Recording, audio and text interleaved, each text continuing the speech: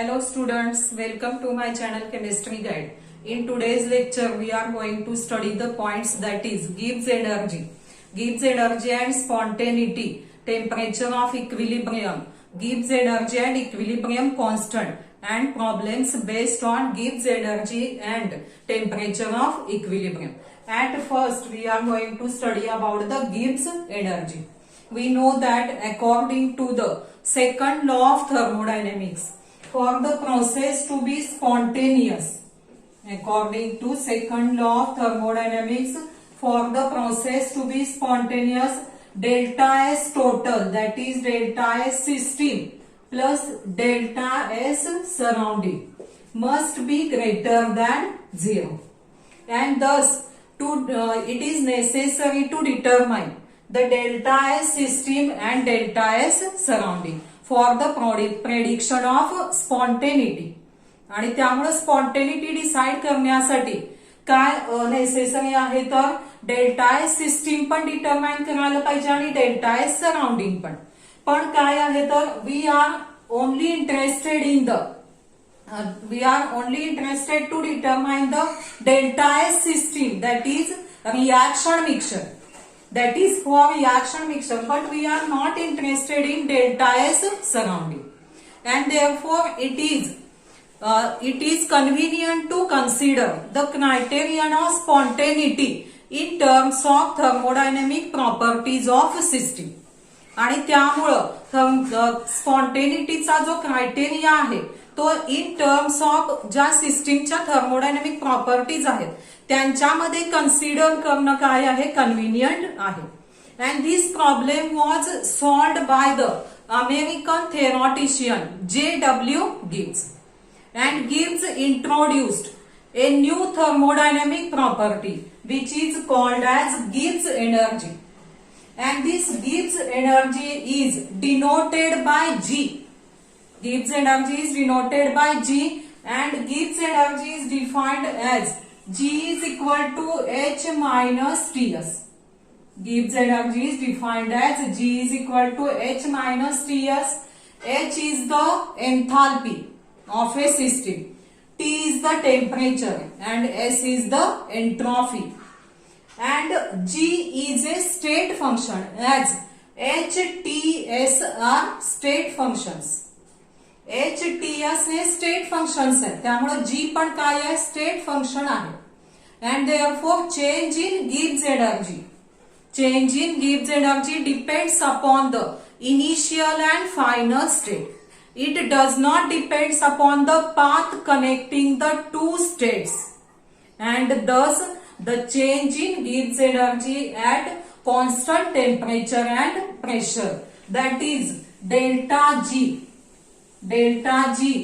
change in Gibbs energy at constant temperature and pressure is given by delta G is equal to delta H minus T delta S. Delta G is equal to delta H minus T delta S. This is the expression for change in Gibbs energy at constant temperature and pressure. This is about the Gibbs energy. त्यानंतर आपण next relation बघायचं आहे Gibbs energy and spontaneity. We know that for the process to be spontaneous, delta S total or delta S total is equal to delta S system plus delta S surrounding is greater than 0. And thus in this expression delta S total is equal to delta S system plus delta S surrounding. In this case the subscript SYS refers to system, and this is dropped. हे जर drop केलं या equation मधून तर equation कसं राहणार, delta S total is equal to delta S plus delta S surrounding. Delta S total is equal to delta S plus delta S surrounding असं राहणार. आता या इक्वेशन मध्ये आपल्याला माहितीये की if delta S total greater than 0 then the process is spontaneous. आता या पुढे आपण काय बघायचंय, relationship between delta G and delta S total. In this case, if the enthalpy change, if the enthalpy change of a system is delta H, if enthalpy change of a system is delta H, then the enthalpy change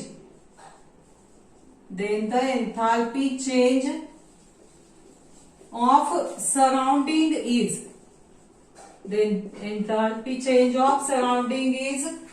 minus delta H, is equal to minus delta H, and therefore delta S surrounding is equal to amount of heat absorbed, म्हणजेच काय होणार, minus delta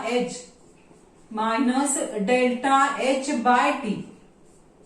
This is the entropy change for surrounding. Delta S surrounding is equal to minus delta H by T. And substituting for delta S surrounding in this equation number 1.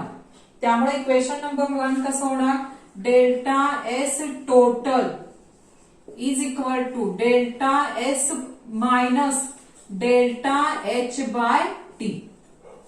आता ह्या equation मध्ये in this equation delta S total is expressed in thermodynamic properties of system. ह्या सगळ्या काय आहेत, सिस्टीमच्या thermodynamic property मध्ये delta S total express केले. आता हे एक्सप्रेशन जर रिअरेंज केलं तर आपल्याला कसं एक्सप्रेशन मिळेल, T delta S total is equal to T delta S minus delta H, किंवा याचे साइन जर रिव्हर्स केले तर इक्वेशन कसं मिळेल, T delta S total minus T delta S total is equal to delta H minus T delta S. आणि आपल्याला माहितीये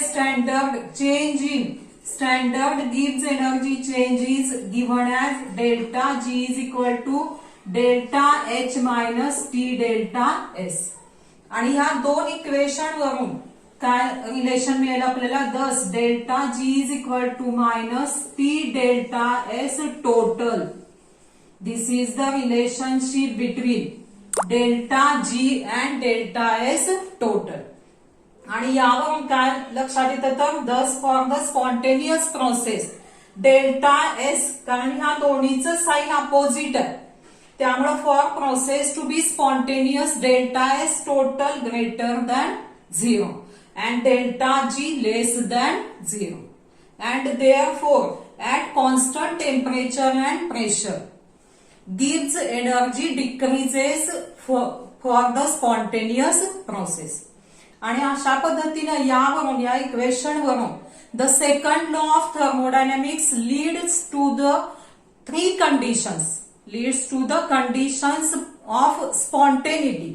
मग त्या कंडिशन 3 कोणत्या आहेत तर फर्स्ट कंडिशन आहे if delta S greater delta S total, if delta S total greater than 0 and delta G less than 0, then the process is spontaneous.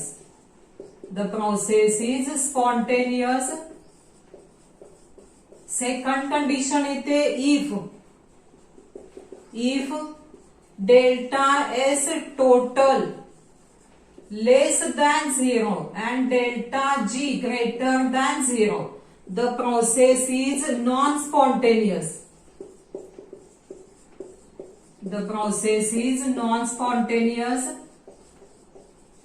आणि तिसरी कंडिशन येते if delta S total is equal to 0, delta G is equal to 0, then the process is in equilibrium state.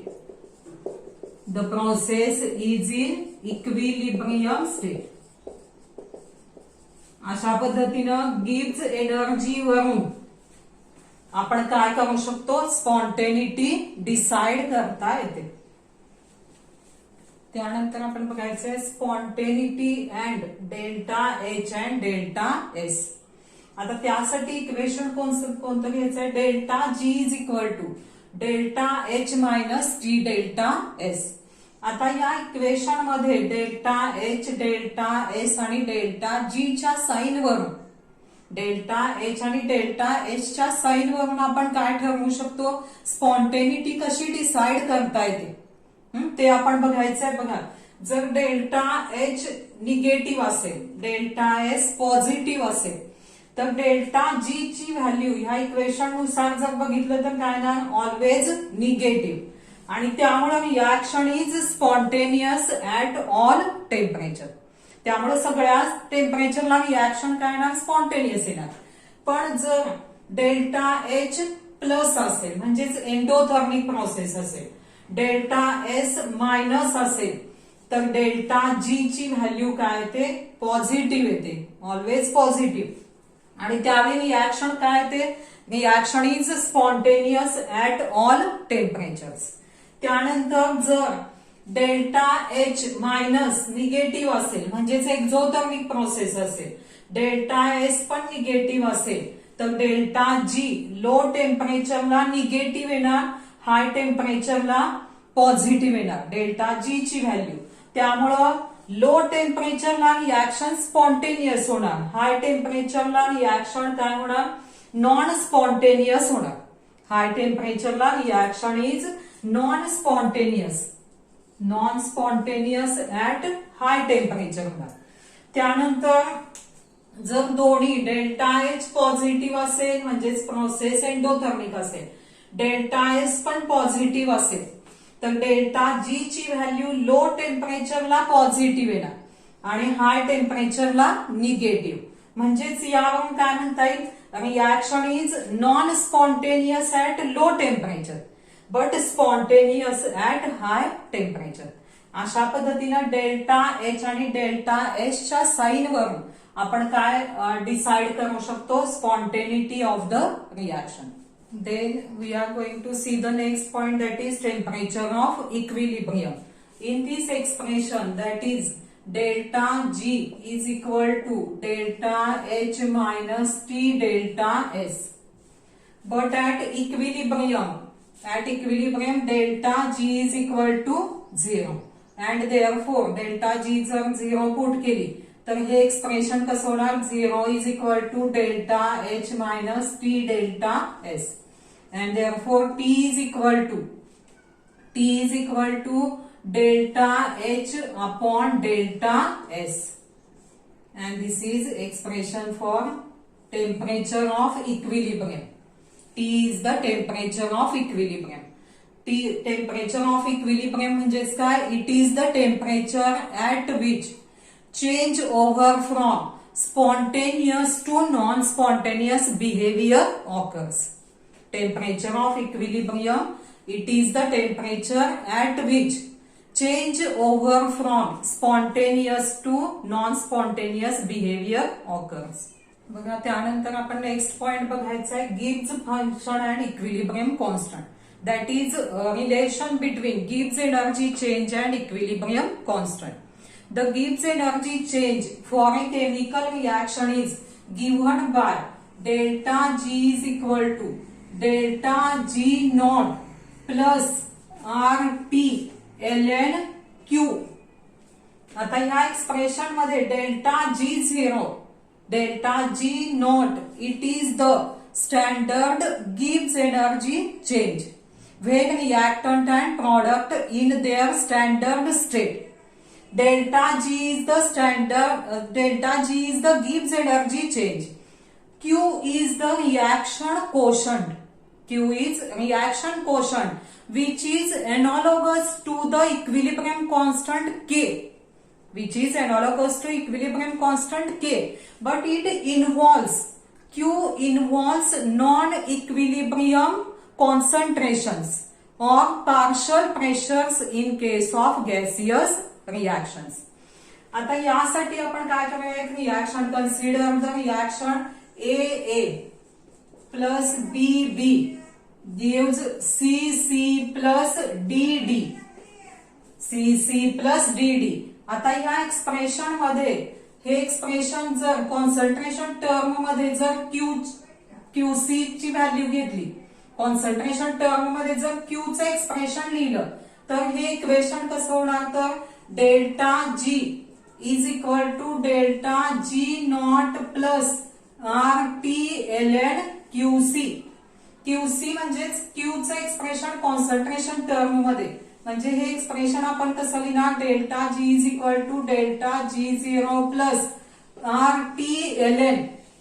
RTLN concentration of C raised to C, D raised to D upon concentration of A raised to A, B raised to B.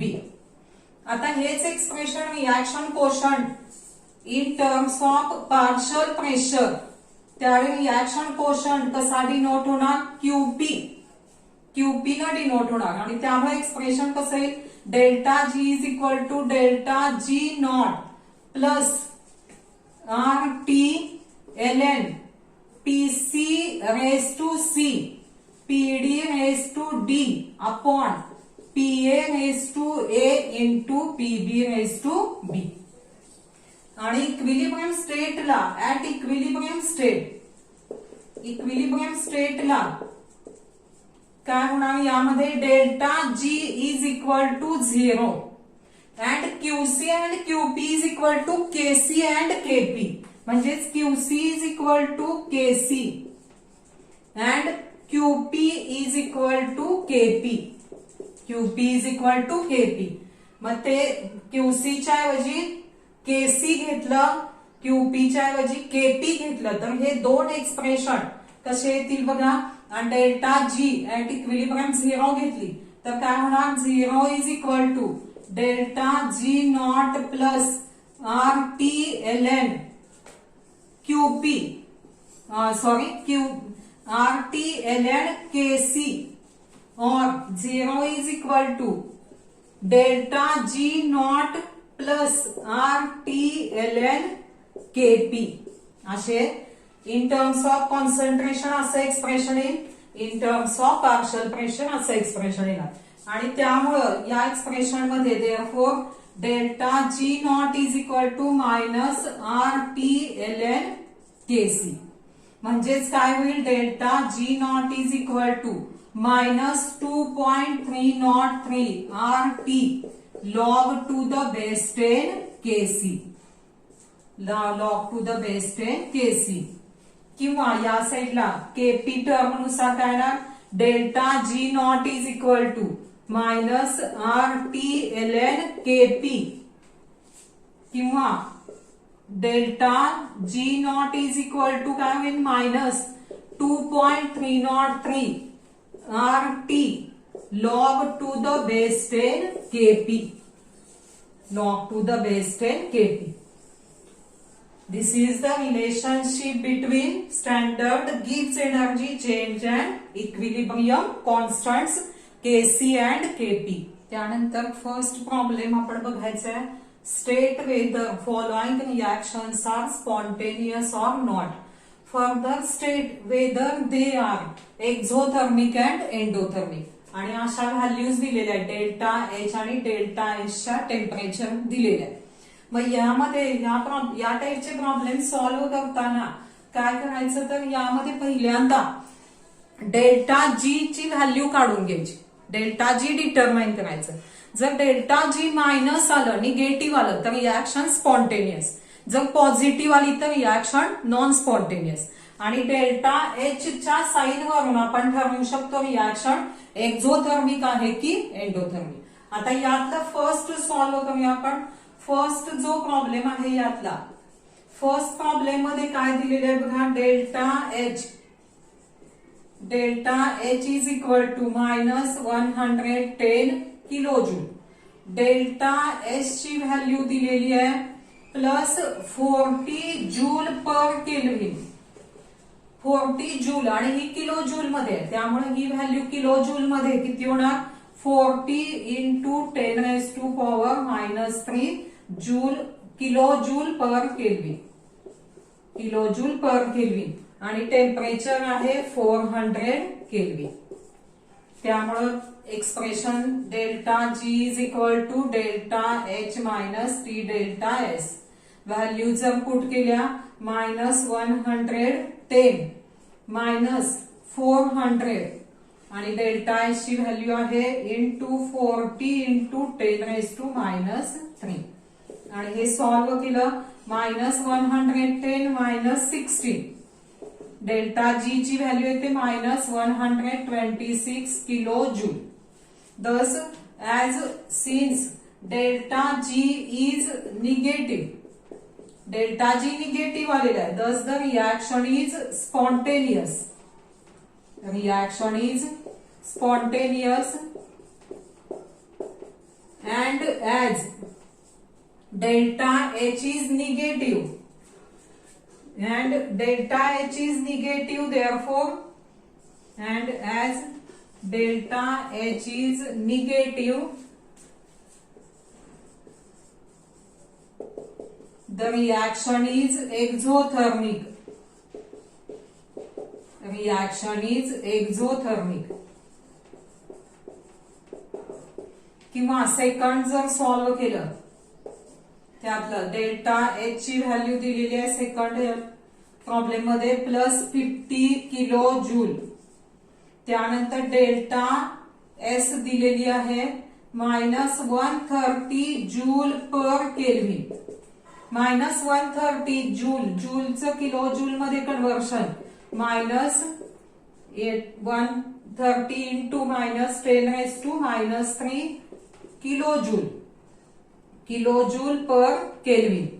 आणि T ची value आहे 250 kelvin, 250 kelvin. Thus, delta G is equal to delta H minus T delta S. यामध्ये जर put केलं तर +50 minus 250 into -130 into 10⁻³ म्हणजेच काय होणार हे 50 प्लस 32.5 आणि हे आन्सर येतं 82.5 plus 82.5 kilo joule, kilo joule. And thus, as delta G is positive, delta G is positive, reaction is non-spontaneous. The reaction is non-spontaneous, and as delta H is, delta H कसे आहे यामध्ये positive, delta H is also positive, therefore reaction is endothermic. Reaction is endothermic. अशा पद्धतीने यावरचे problem solve करता येतात. बघा त्यानंतर second problem बघूया आपण. For a certain reaction delta H not is -224 kilo joule and delta S naught is -153 joule per Kelvin. At what temperature the change over from spontaneous to non-spontaneous will occur? म्हणजेच इथं आपल्याला delta H not आणि delta S not ची value दिली आणि किती टेम्परेचरला spontaneous to non spontaneous change होईल असं यामध्ये आपल्याला डिटरमाइन करायचं. म्हणजेच आपल्याला टेम्परेचर ऑफ इक्विलिब्रियम डिटरमाइन करायचे व्हॅल्यू. मग टेम्परेचर ऑफ इक्विलिब्रियम आता यामध्ये गिव्हन व्हॅल्यूज काय आहेत. डेल्टा H नॉट किती व्हॅल्यू दिले -224 kilo joule. Delta S not -153 joule per kelvin. Kilo joule मध्ये किती होणार -153 into 10⁻³ kilo joule per kelvin. आणि temperature of equilibrium T is equal to delta H not divided by delta S not. Delta H not 224, delta S not -153 into 10⁻³ आणि हे answer मिळतं +1464 kelvin. म्हणजेच यामध्ये temperature of equilibrium value आपल्याला किती मिळाले 1464 kelvin. या टेम्परेचरला काय होणार at 1464 kelvin temperature the spontaneous to non spontaneous change occur होणार. Spontaneous to non spontaneous change या टेम्परेचरला होणार. आता त्यानंतर या क्षण बघा यामध्ये स्पॉन्टेनियस कोणत्या किती टेम्परेचरला होईल तर इथं डेल्टा एच नॉट आणि डेल्टा एस नॉट दोन्ही व्हॅल्यूज निगेटिव्ह आहेत. Therefore, the reaction is spontaneous at low temperature. The reaction is spontaneous at low temperature. Thus, the reaction is spontaneous below this 1464 Kelvin temperature. The reaction is spontaneous below this temperature of equilibrium, that is 1464 Kelvin temperature. बघा त्यानंतर next problem आपण बघायचा आहे. For the reaction CH4 reaction कोणती आहे CH4 plus H2 gives C2H6 gaseous state. Value of Kp is equal to 3.356 into 10 raised to power 17. Calculate delta G naught for reaction at 25 degree Celsius. आता या reaction मध्ये दिलेल्या values बघा कोणत्या Kp 3.356 into 10 raised to power 17. त्यानंतर temperature 25 degree Celsius that is 298 kelvin temperature and value of R is equal to 8.314 joule per kelvin per mole. त्यामुळे delta G0 equation कोणते ना delta G0 is equal to minus 2.303 RT log to the base 10 Kp. या equation solve करता येईल. Value जर put केल्या minus 2.303 R ची value 8.314 298 temperature log to the base 10 value of Kp is 3.356 into 10 raised to 17 is equal to minus 2.303 into 8.314 298 into 3.356 into 10 raised to 17 चा log 17.526 आणि हे multiply केलं मल्टिप्लिकेशन आन्सर येतं 1000000 युनिट येणार joule per mole and kilo joule मध्ये value किती येणार -100 kilo joule per mole. This is the value of delta G not. बघा त्यानंतर नेक्स्ट प्रॉब्लेम आहे calculate delta S total and state whether the reaction is spontaneous or non spontaneous at 25 degree Celsius. आणि ही reaction दिलेली आहे. Delta H not ची value दिलेली आहे आणि डेल्टा एस नॉट ची व्हॅल्यू दिली. आता इथं डेल्टा एच नॉट ची व्हॅल्यू किती आहे -238.6 kilo joule. Delta S not ची व्हॅल्यू आहे +36.7 जूल पर केल्विन. टेम्परेचर आहे 25 degree Celsius that is 298 kelvin temperature. मग डेल्टा एस टोटल डिटरमाइन करायचंय तर आपल्याला डेल्टा एस सिस्टीम आणि डेल्टा एस सराउंडिंग काढावं लागेल. डेल्टा एस सिस्टीम दिलेली आहे व्हॅल्यू पण डेल्टा एस सराउंडिंग आधी कॅल्क्युलेट करावी लागेल. Delta S surrounding is equal to काय होणार minus delta H bye T आणि व्हॅल्यू जर पुट केली मायनस डेल्टा एच ची व्हॅल्यू आहे -238.6 आणि टेम्परेचर आहे 298 आणि ही व्हॅल्यू डेल्टा एस सराउंडिंग ची येते +0.8007 केजे पर केल्विन. म्हणजेच ही जूल मध्ये किती होणार याला कितीने मल्टिप्लाय करायला पाहिजे इंटू 10 raised to power 3. त्यामुळे जूल मध्ये होणार 800.7 जूल पर केल्विन. आणि यावरून मग delta S total is equal to delta S system plus delta S surrounding. Delta S system किती आहे +36.7 आणि डेल्टा एस सराउंडिंग किती आहे +800 0.7 आणि ही व्हॅल्यू हे आन्सर इथं प्लस 837.4 जूल पर केल्विन आणि अशा पद्धतीनं delta S total greater than 0 आणि त्यानंतर आपल्याला काय करायचंय state whether the reaction is spontaneous or non spontaneous हे कशावरून डिसाइड करतायत आपल्याला डेल्टा एस टोटल वरून delta S total greater than 0 therefore the reaction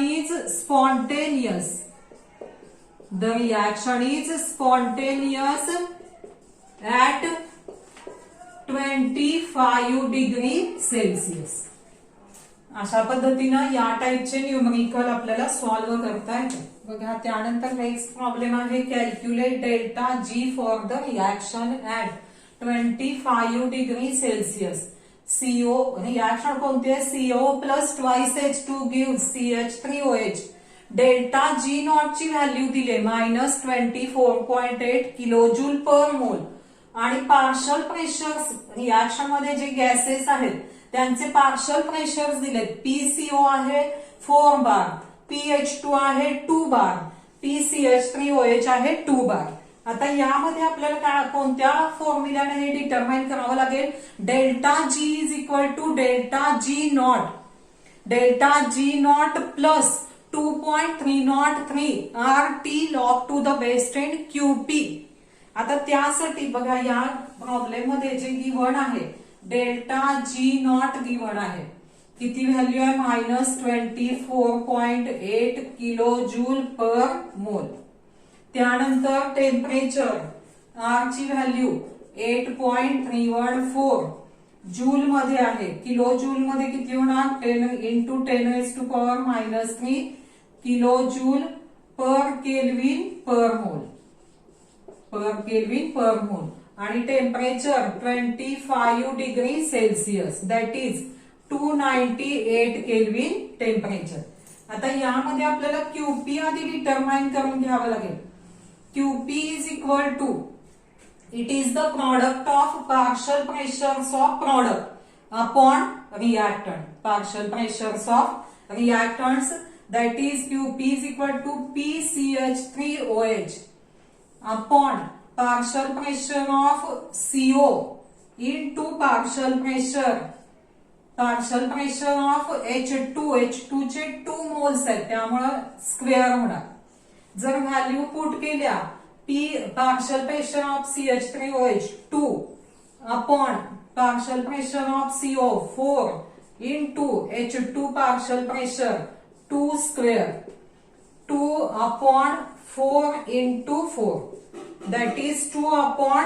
16 that is 1 upon 8 value किती ना 0.125 ही काय झाली QP ची व्हॅल्यू आली फॉर्म्युला सेकंड त्यानंतर delta G is equal to delta G naught plus RT ln QP म्हणजेच काय ना delta G naught plus 2.303 RT log to the base 10 QP आणि यामध्ये जर व्हॅल्यूज पुट केल्या delta G0 value of delta G0 -24.8 plus 2.303 R ची value 8.314 temperature 298 log to the base 10 value of QP 0.125 आणि ही multiplication 2.303 into 8.314 into 298 ही value sorry इथं आपल्याला काय घ्यावं लागेल 8.314 आपण कशामध्ये घेतलेलं आहे किलो जूल मध्ये त्यामुळे into 10⁻³ into 298 आणि त्यामुळे हे मल्टिप्लिकेशन किती येते तर व्हॅल्यू 5.706 आणि 0.125 चा लॉग येतो -0.903 आणि हे मल्टिप्लाय -24.8 आणि 5.706 इंटू 0.906 ही व्हॅल्यू येते -5.153 आणि हे मायनस मायनस प्लस होणार -29.953 किलो जूल पर मोल अशी कशाची व्हॅल्यू आहे ना डेल्टा जी ची.